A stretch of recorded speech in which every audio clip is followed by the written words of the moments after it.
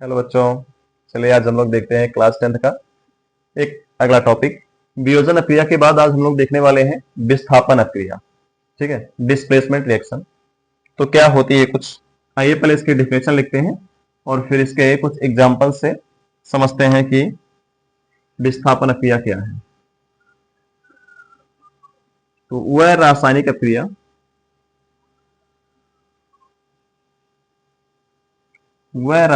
अक्रिया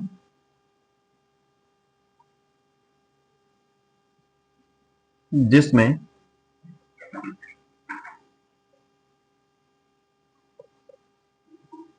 एक अत्यधिक क्रियाशील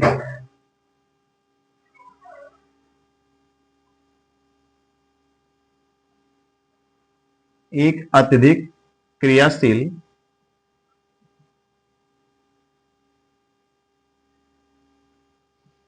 तत्व तत्व कहें या स्पीसीज कहें, मूलक कहें, एक ही चीज है। तो एक अत्यधिक क्रियाशील तत्व दूसरे कम क्रियाशील तत्व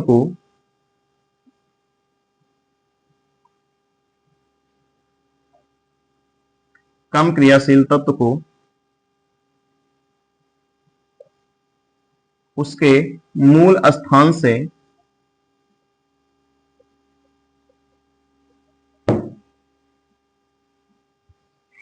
विस्थापित कर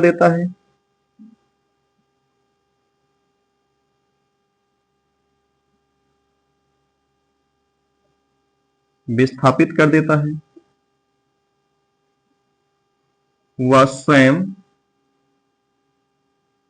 ग्रहण कर लेता है।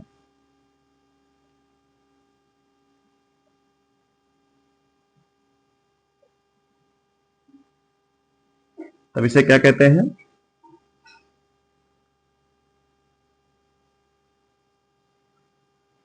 विस्थापन अभिक्रिया कहलाती है।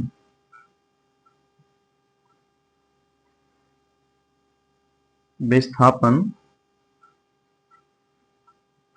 अभिक्रिया कहलाती है।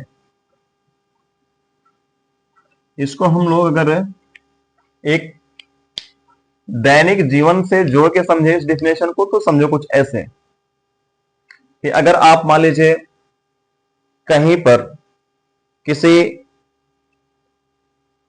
घर में किसी सोफे पर बैठे हो, घर में आप बैठे हो, किसी सोफे पर बैठे हो या चेयर पर बैठे हो, जिससे बैठे हो, कोई आपसे सीनियर या आपसे ज्यादा जिसकी घर में चलती हो, वो आए और आपको वहां से क्या कह दे, हटाने के लिए, यानी हटने के लिए कह दे, यानी खुद आपको उस जगह से हटा करके स्वयं उस जगह को ग्रहण कर ले, तो ये क्या है? विस्थापन क्रिया है या विस्थापन हो जाना है। तो वह रासायनिक क्रिया जिसमें एक अधिक क्रियाशील तत्व दूसरे कम क्रियाशील तत्व को उसके मूल स्थान से विस्थापित कर देता है और स्वयं उस स्थान को ग्रहण कर लेता है, विस्थापन क्रिया कहलाती है। इसका एग्जाम्पल हम लोग समझ लेते हैं। जैसे जिंक है, कॉपर सल्फेट के विलयन में अगर जिंक को डाला जाएगा तो क्या हो जाएगा? जिंक ज्यादा रिएक्टिव होती है, ज्यादा क्रियाशील होती है, किसकी तुलना में? कॉपर की तुलना में, क्योंकि दोनों ये भी धातु है और ये भी धातु है, लेकिन कॉपर कम क्रियाशील है किससे? जिंक से। तो इसलिए जिंक क्या करेगा? कॉपर को उसके स्थान से हटा करके खुद उसके स्थान को ग्रहण कर लेता है, तो एक नया प्रोडक्ट बना देगा जिंक सल्फेट का, ZnSO4, क्योंकि जिंक कॉपर की जगह पर आ गया और कॉपर अपनी जगह से हट गया। ठीक है, तब ये क्या कहलाता है? विस्थापन क्रिया कहलाती है। ऐसे ही अगर हम आयरन रखें कॉपर सल्फेट के विलयन के साथ, तो यहां पर भी जो आयरन है वो ज्यादा रिएक्टिव होती है किससे? कॉपर से। तो ऐसे में कॉपर के स्थान को आयरन ग्रहण कर लेगी और कॉपर अपने स्थान से हट जाएगा। तो जब Fe यहां पर आ जाएगा तो बन क्या जाएगा? FeSO4। बाकी ये तो अपने स्थान से क्या हो गई? हट गई। तो FeSO4 प्लस Cu। तो ऐसे रिएक्शन होती है जिसमें एक क्रियाशील तत्व दूसरे कम क्रियाशील तत्व को उसके स्थान से हटा करके खुद उसके स्थान को ग्रहण कर लेता है, और ऐसे में जो रासायनिक क्रिया होती है उसे हम लोग कहते हैं क्या? विस्थापन अपक्रिया, डिस्प्लेसमेंट रिएक्शन। ठीक है, तो आप इसको फटाक से नोट कर लीजिए। और हम लोग बात करते हैं फिर इसके बाद विस्थापन अपक्रिया के बाद डबल डिस्प्लेसमेंट, द्विविस्थापन अपक्रिया के बारे में। ठीक, नोट कीजिए इसको। चलिए देखते हैं हम लोग द्विविस्थापन अपक्रिया। तो द्विविस्थापन अपक्रिया को एक दूसरा नाम भी देते हैं उभय अपघटन अपक्रिया। तो कंफ्यूज मत हो जाइएगा, नाम दोनों एक ही है, द्विविस्थापन अपक्रिया या फिर उभय अपघटन अपक्रिया, जिसको इंग्लिश में एक ही नाम से देखते हैं डबल डिस्प्लेसमेंट रिएक्शन। तो आइए देखते हैं ये क्या है कुछ।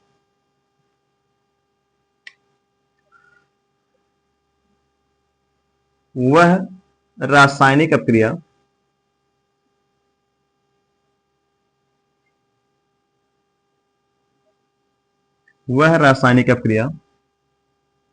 जिसमें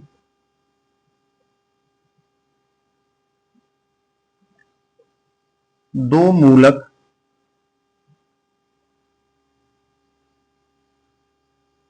एक दूसरे को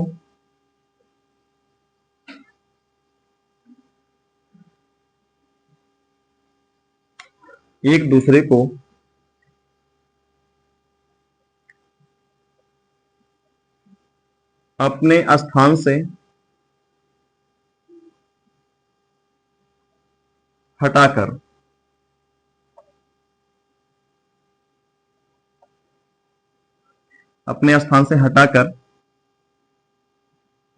एक दूसरे के स्थान को ग्रहण कर लेते हैं।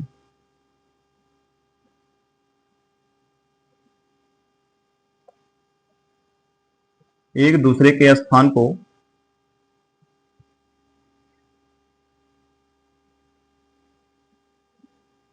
ग्रहण कर लेते हैं।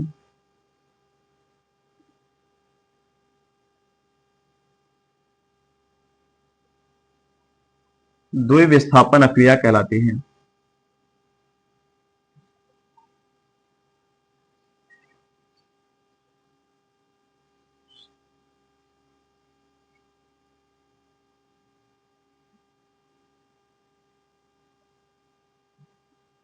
द्विविस्थापन अपक्रिया कहलाती है। देखिए शब्दों के ऊपर मत जाइए आप लोग, थोड़ा सा इसको समझने का प्रयास कीजिए कि वह रासायनिक अपक्रिया जिसमें दो मूलक एक दूसरे को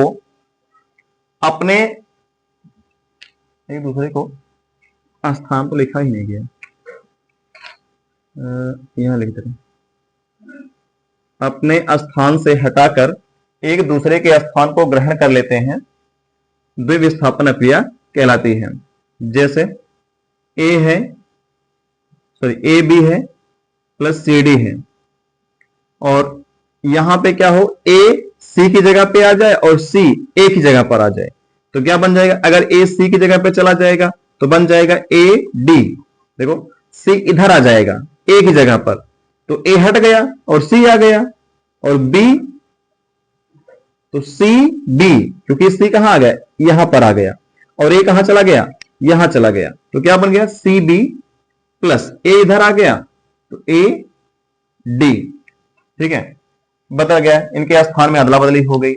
तो इस तरह से जो अपक्रिया होती है उसे कहते हैं द्विविस्थापन अपक्रिया। अब आइए जरा एक रिएक्शन लेकर के चेक करते हैं।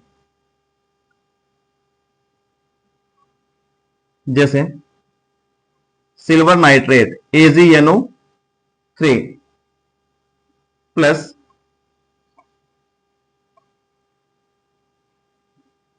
KCl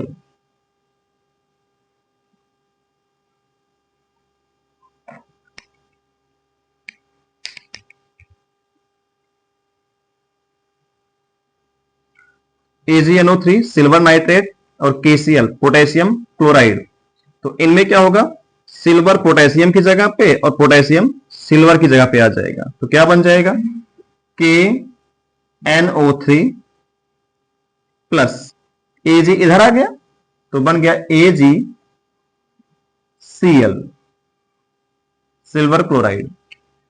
ठीक है, तो ऐसे जब दो अलग अलग अभिकारकों में दो अलग अलग धातुओं का अपने स्थान में अदला बदली हो जाए, ठीक है, एक दूसरे के स्थान में अदला बदली हो जाए, और उससे जो प्रोडक्ट बनता है, तब इस तरह की अपक्रिया को कहते हैं क्या? द्विविस्थापन अपक्रिया, डबल डिस्प्लेसमेंट रिएक्शन। ठीक है, तो ये तो हो गई विस्थापन अपक्रिया की कहानी। आप इसको फटाक से नोट कर लीजिए। फिर उसके बाद हम लोग देखते हैं कुछ और रिएक्शन के बारे में। ठीक है, इसको देखिए फटाक से और तैयार कीजिए। ऊष्माक्षेपी अपक्रिया।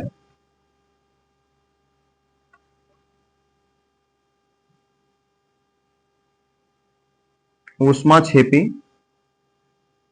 अभिक्रिया, एक्सोथर्मिक रिएक्शन।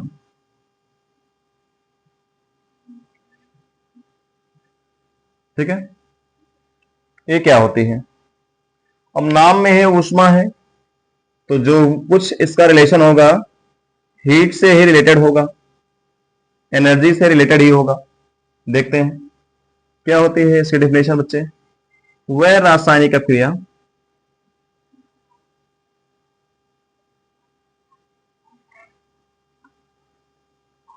वह रासायनिक अभिक्रिया जिसमें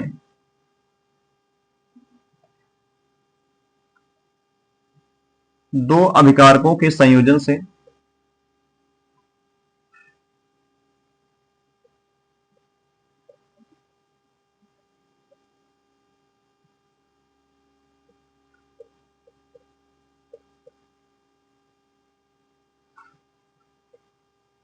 दो अभिकारकों के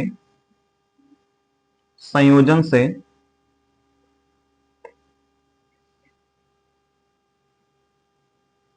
ऊष्मा मुक्त होती है,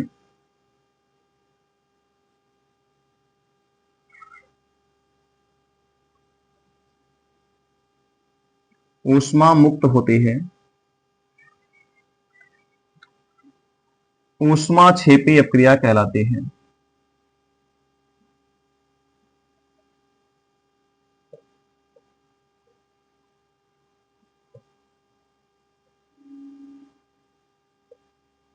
ऊष्माक्षेपी अपक्रिया कहलाती है।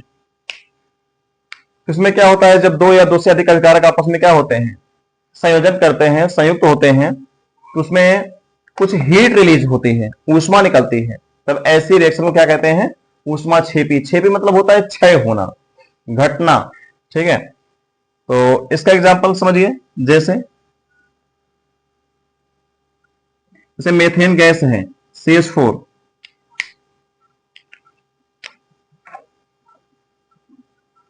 CH4 मेथेन गैस है, और इसको वायु की प्रेजेंस में यानी ऑक्सीजन की प्रेजेंस में इसको बर्न कराया जाए तो क्या बनेगा? CO2 plus H2O। ठीक है, CO2 प्लस H2O। जरा इसको बैलेंस कर लेते हैं। दो ऑक्सीजन और दो, याद रखिए जितना हाइड्रोजन होता है उसका आधा ऐसी रिएक्शन में जहां पर एल्केन को अगर जलाया जाएगा। एल्केन क्या होते हैं? ये methane, ethane, propane, butane, pentane, hexane, heptane, इस तरह से जो कार्बनिक यौगिक होते हैं वो एल्केन होते हैं, हाइड्रोकार्बन। तो अब यहां पर मेथेन को अगर बर्न किया जाएगा तो जितना हाइड्रोजन होता है उसका आधा क्या बनेगा? पानी बन जाता है। ठीक है, जैसे 4 हाइड्रोजन है तो 2 मोल की क्या बन जाएंगे? H2O बन जाएंगे। जितना कार्बन है उतना कार्बन डाइऑक्साइड बनेगा। एक कार्बन है तो एक कार्बन डाइऑक्साइड बनेगा। अब देखो यहां से आप जब इसको बैलेंस कर लो तो फिर ऑक्सीजन को आप बैलेंस कर लीजिए। दो दो दो चार, तो यहां पर दो दूनी 4। और साथ में देखो जब ये चीज मीथेन जो है ऑक्सीजन के साथ जलती है तो ये कार्बन डाइऑक्साइड और H2O तो बनता ही बनता है, और इसी के साथ क्या रिलीज होती है? ऊष्मा, एनर्जी रिलीज होती है हीट के फॉर्म में। ठीक है, तो जब किसी भी रासायनिक प्रक्रिया में ऊष्मा का क्षय होता है, हीट रिलीज होती है, तब ऐसी रासायनिक प्रक्रिया को कहते हैं क्या? ऊष्माक्षेपी अपक्रिया, एक्सोथर्मिक रिएक्शन। ठीक है, देख लीजिए इसी के जस्ट अपोजिट होती है क्या? ऊष्मा शोषी अपक्रिया। ऊष्मा शोषी अपक्रिया, एंडोथर्मिक रिएक्शन।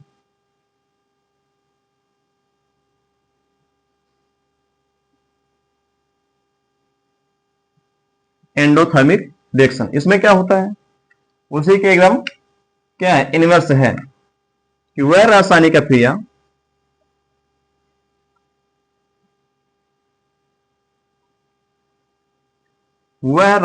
अभिक्रिया जिसमें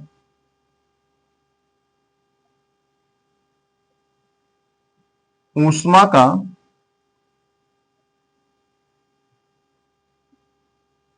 अवशोषण होता है,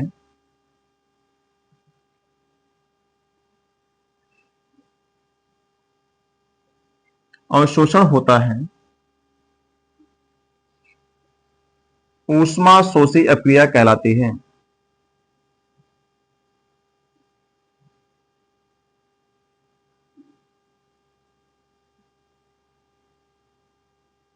ऊष्मा शोषी अभिक्रिया कहलाती है। और इसके लिए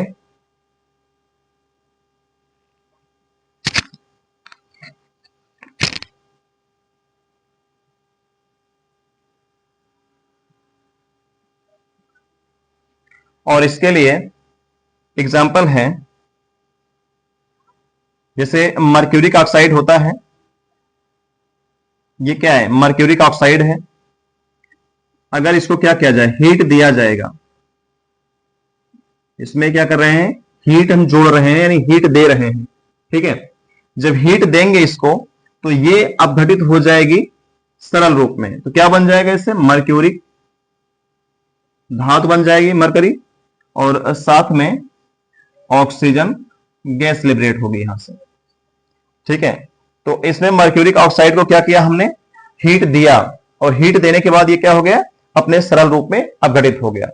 तो ऐसी रासायनिक अभिक्रिया क्या कहलाती है, ऊष्मा शोषी अभिक्रिया कहलाती है।